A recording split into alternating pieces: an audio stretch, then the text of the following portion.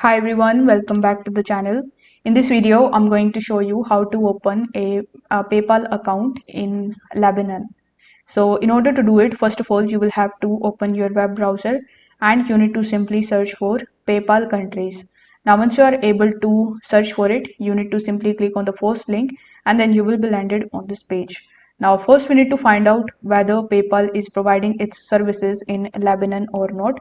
For that, press Ctrl plus F in the search bar and type Lebanon in this section. Now here, as you can see that Lebanon is not available on this page. Even if you scroll down a bit, you won't be able to find it in this list. So currently you cannot create your PayPal account in Lebanon.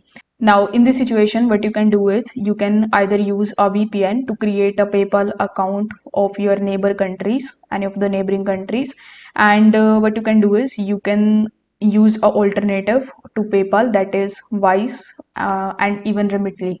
So if this video helped you out, give it a like and subscribe to the channel. Thank you so much for watching.